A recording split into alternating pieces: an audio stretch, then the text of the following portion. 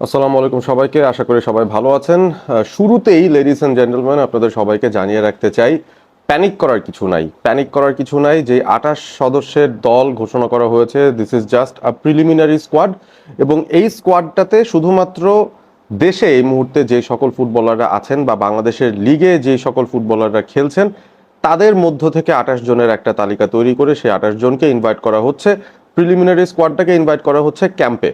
এবং যেহেতু এখনো পর্যন্ত বাংলাদেশের প্রফেশনাল ফুটবল সিজনটা শুরু হয়নি, শুধুমাত্র পুলিশ এফসি এবং ফোর্টিস এফসি এই দুটো ক্লাব তারা তাদের এশিয়ান এএফসি চ্যালেঞ্জ কাপে খেলেছেন বা চ্যালেঞ্জ লিগে খেলেছেন, সেখানে পুলিশ অলরেডি বাদ পড়ে গেছেন, ফোর্টিস তারা পরবর্তী ধাপে বা মূল পর্বে চলে যেতে পেরেছেন। সো তারাই শুধুমাত্র তাদের প্রি সিজনটা সময় মতো শুরু করেছে। বাদবাকি ক্লাবগুলো বা বাদবাকি খেলোয়াড়রা যারা রয়েছেন, যারা সামনের সিজনটায় বাংলাদেশের লিগগুলোতে খেলবেন, তারা কিন্তু নিজেদের মতো করে প্রস্তুতি নিচ্ছেন। সো ওভারঅল থমাস ডুলির নেতৃত্বে ক্যাম্প করা হবে। ক্যাম্পটা এই মাসের শেষ দিকেই হওয়ার কথা ছিল, মোস্ট লাইকলি 27 তারিখ থেকে ক্যাম্পটা শুরু হতে যাচ্ছে এবং সে কারণেই 28 জনের প্রিলিমিনারি স্কোয়াডটা ঘোষণা করেছে বাংলাদেশ ফুটবল ফেডারেশন। আজকে অন্যান্য অনেক ঘটনা ঘটেছে, তবে সেগুলো অফ দ্য ফুটবল ঘটনা। সেই ঘটনাগুলোর জের ধরে অনেক কিছুই ঘটবে হয়তো। আমি আসলে সময়ের অপেক্ষায় আছি, আমি ওয়েট করছি অথেন্টিক ইনফরমেশন পাওয়ার জন্য, কারণ তার আগে আসলে বিষয়গুলো নিয়ে আলোচনা করার কোনো মানে নাই। বাংলাদেশ আন্ডার 20 দলটা এএফসি এশিয়ান কাপ খেলতে যাবে কোয়ালিফায়ার্স, তবে তার আগে অনেক কিছু ঘটছে। সো আরও কিছু ডিটেলস জেনে হয়তো পরবর্তীতে আপনাদের সঙ্গে এই ব্যাপারগুলো শেয়ার করবো। বাট এই মুহূর্তে যেটা ব্রেকিং নিউজ সেটা হচ্ছে যে 28 সদস্যের প্রিলিমিনারি স্কোয়াড ঘোষণা করা হয়েছে with not a lot of surprises. সত্যি কথা বলতে এই স্কোয়াডটা বা এরকম সিমিলার একটা স্কোয়াডই আমরা হয়তো এক্সপেক্ট করছিলাম।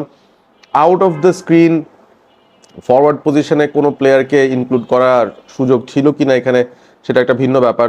যদি মিরাজুল ব্যান্ড না থাকতেন, মোস্ট লাইকলি তাকে আমরা এই স্কোয়াডের ভিতর দেখতাম, সেইটা একটা বিষয় হতে পারে।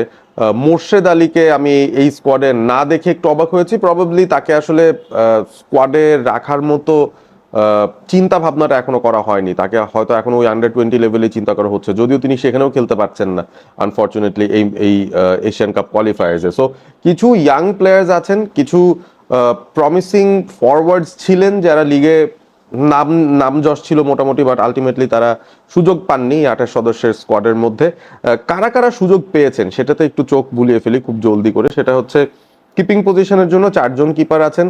মিতুল মারবা থাকবেনই জানতাম, মেহেদী হাসান শ্রাবণ থাকবেন, আনিসুর জিকো থাকবেন এবং সুজন হোসেন। এই 4 জন গোলকিপিং স্লটের জন্য রয়েছেন। ডিফেন্সে তপু বর্মন, শাকিল আহাদ তপু, বিশ্বনাথ ঘোষ, সাদউদ্দিন, তাজউদ্দিন, রহমত মিয়া, আবদুল্লাহ ওমর, শাকিল হোসেন, ইসা ফয়সাল। সো অনেকগুলো সেন্টার ব্যাক ফুল ব্যাকসের কম্বিনেশন সেখানে আমরা দেখলাম। এখানে দু একজন আরও পরবর্তীতে রয়েছেন যারা নিচের দিকে স্লট করা হয়েছে যাদের নাম, সেখানেও ডিফেন্সিভ কিছু প্লেয়াররা আছেন। তারপরে মিডফিল্ডে আমরা দেখছি জামাল ভুইয়া আছেন, 2 সোহেল রানা আছেন, হৃদয়, কাজেম কিরমানে রয়েছেন এবং সেই সাথে ফরওয়ার্ড লাইনে খুঁজে পেতে কয়েকজনের নাম আসছে বেসিক্যালি, ফয়সাল ফাহিম, শাহরিয়ার ইমন, রাকিব হোসেন, শেখ মোরসালিন। এই তো, মানে দিন শেষে হচ্ছে এই 4-5টা নাম।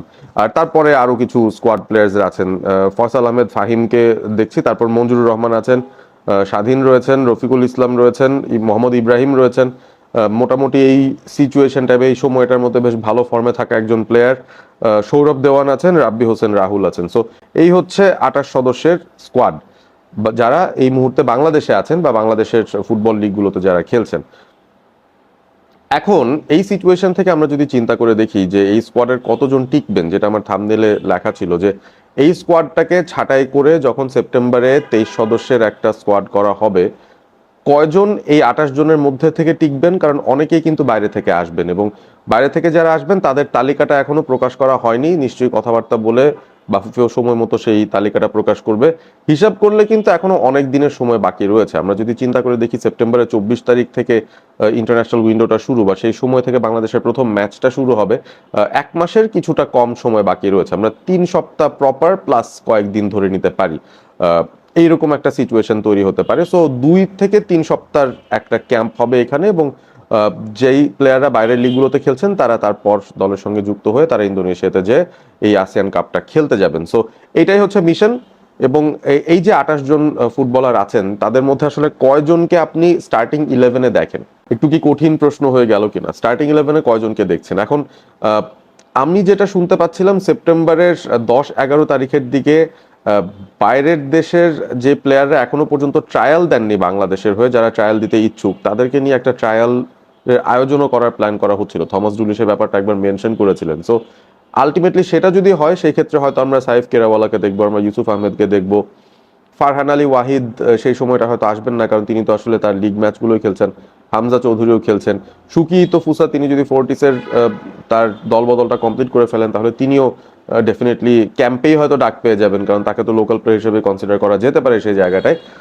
এই ধরনের কিছু ব্যাপার স্যাপার কিন্তু আমাদের দেখতে হবে। সো আলটিমেটলি সাইফ কেরাওয়ালা যদি আসেন, তিনি কি এমনই ইমপ্রেস করে দেবেন যে তাকে আপনি স্টার্টিং গোলকিপার হিসেবে দেখবেন? আমার কাছে মনে হচ্ছে for some reason Anisur Rahman জিকোর দিকে আমার ফোকাসটা যাচ্ছে, যে তিনি হয়তো গোলকিপিং পজিশনটা স্টার্ট করবেন। So he is one of this 28, তার মানে আনিসুর জিকোর জায়গাটা হয়তো কনফার্ম আছে।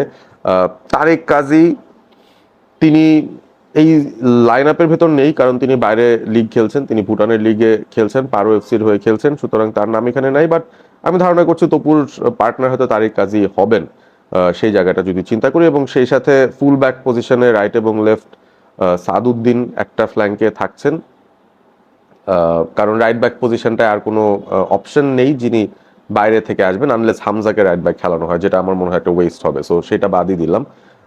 লেফট ব্যাক পজিশনটা আমার মনে হয় জায়ান আহমেদ তিনি স্টার্ট করবেন। ইসা ফয়সাল আছেন as an option obviously, but Isa ফয়সালের ওপরেই বোধহয় জায়ান আহমেদকে প্রেফার করতে পারেন থমাস ডুলি, যেটা তিনি করেছেন স্যান ম্যারিনোর সঙ্গে ম্যাচটাতেও।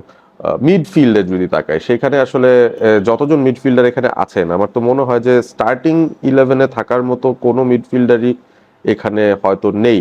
তারা কেউই হয়তো স্টার্ট করবেন না, তাদের মধ্যে যে কোনো একজন ভাগ্যবান থাকতে পারেন, সেটা কে আমি জানি না। But out of Jamal Bhuiyan, Sohel Rana senior, Sohel Rana junior, Mohammad Hridoy এবং শেখ কাজেম কিরমানে, কাকে আপনি এক্সপেক্ট করছেন মিডফিল্ডে? কারণ মিডফিল্ডটায় হামজা থাকবেন, সুমিত আসবেন, সেখানে ইউসুফ আহমেদের আসার চান্স আছে, মোরসালিন তাকেও তো আমরা kind of an attacking midfielder রোলে দেখতে পারি যদি আমরা ফরওয়ার্ডে ট্রেভর ইসলামকে পাই। সো দিন শেষে এই এতগুলো মিডফিল্ডারের মধ্যে শুধুমাত্র একজনই হয়তো সুযোগ পেতে পারেন যদি মোরসালিনকে দিয়ে খুব বেশি অ্যাটাকিং না বানিয়ে তিনজনের মিডফিল্ড করা হয়, সেখানে হামজা এবং সমিতের সঙ্গে যে কোনো একজন মিডফিল্ডার থাকবেন। সেক্ষেত্রে সেটা কি জামাল হবেন, দুই সোহেল রানার একজন হবেন, হৃদয় হবেন, নাকি কাজেম কিরমানে হবেন? সেই বিষয়গুলো নিয়ে আমরা ডিসকাস করতে পারি। সো এতগুলো মিডফিল্ডারের মধ্যে মাত্র একজনই হয়তো স্টার্টিং 11-এ চান্স পেতে পারেন।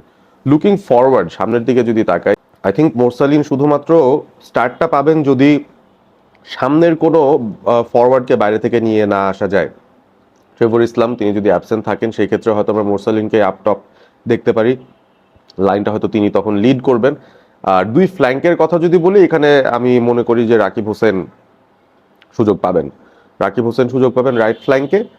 লেফট ফ্ল্যাঙ্কে আমি দেখছি ফারহান আলী ওয়াহিদ স্টার্ট করছেন। সো বেসিক্যালি এরকম কিছু একটা হবে। তাহলে এই 28 জনের মধ্যে তাহলে টিকলেন কারা? আমাদের ধারণা মতো ইনিশিয়াল প্রিলিমিনারি থিঙ্কিং, সেখানে টিকেছেন আনিসুর রহমান জিকো, টিকেছেন তপু বর্মন, টিকেছেন সাদউদ্দিন, তিনজন হলো।